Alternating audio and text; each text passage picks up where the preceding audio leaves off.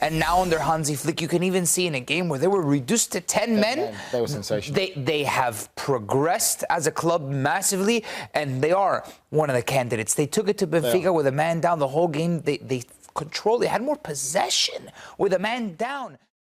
Three big things today. Barca is legit for the first time in ages. PSG has no players that can finish. And Leverkusen is overrated. Oof. What about the Barca aspect of this? Is this true, Thomas? Has Thomas got a point? Nico, is Barcelona legit for the first time in ages this season? They have a chance. They do. They look more fine-tuned than before. Yes.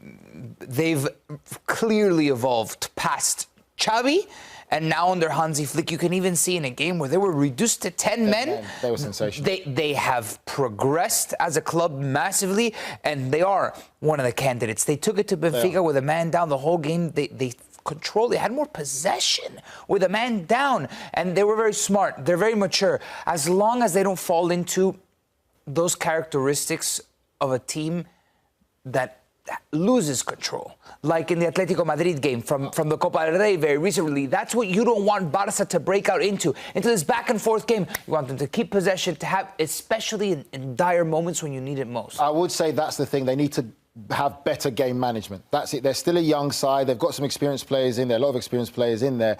But the game management aspect is a bit of a worry for Barcelona. The biggest risk they take is that high back line, and they play it and they stick to it. But they'll die on the hill for that. It worked well today, but against... No, it worked... No, stop. But it's worked well all season long, and that's the thing. We say against teams, maybe like a Liverpool, maybe like against PSG, against Real Madrid, it worked several times already. And we've said that. And I was skeptical about it from the very beginning. It's March, okay, Nige, and it's worked since it's fine. September. Nico, this is Champions League. When they play better opposition, and no disrespect to Benfica, when they face tougher opposition, let's see if they still take those same high risks, because a perfectly timed run, a late run, will always break that high line. Doesn't matter. Well, you can have average players. If you can time the run perfectly with the ball delivery against that high line, you'll break it. Even against Benfica, when the time that they won 5-4, there was so many balls that Benfica played behind their back line that actually it missed the first guy, second guy, and went to the third guy. It was like all you had to do was basically spin one behind the Barcelona back line, and Benfica was running onto it. It was creating so many chances. So in knockout football, in the big moments, let's just say they make it to the final or whatever, and you have an 18-year-old center back in a position where he has to make this type of challenge. The second red card, by the way, by a center back in Barcelona in Champions League football. Because of that crazy... You're not going to win very many games. You might win it against Benfica, but you're not going to win against the big ones. Or Lille in the next round, if they can get past Benfica. The way that the bracket could potentially shape out for them is really interesting, isn't it? Because then they've got either the winner of Bayern and Leverkusen or Inter, who beat Feyenoord 2-0 today. I feel Lille will probably be the one that gets through in that Dortmund side. I don't see Dortmund getting through that, especially going to northern France in the second leg.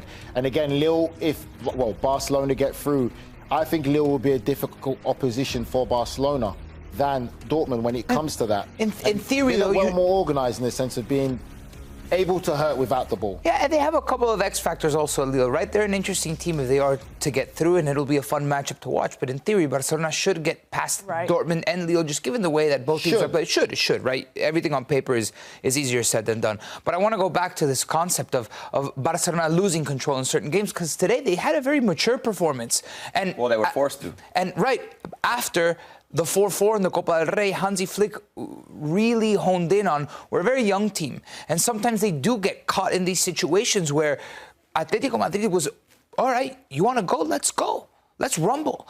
And it broke out into this chaotic game. And if you can curb that a little bit, and I understand that sometimes maybe tweaking and adjusting in the high line. Today they were forced to do it, right? So I want to see Barcelona, if they're going to really aspire to be champions of this tournament, to really play into that maturity component and that control component to help them see out games. I would say what this game was, a mirror image of the Liverpool and Paris Saint-Germain game, obviously minus the red card. But you talk about Szczęsny's performance as well.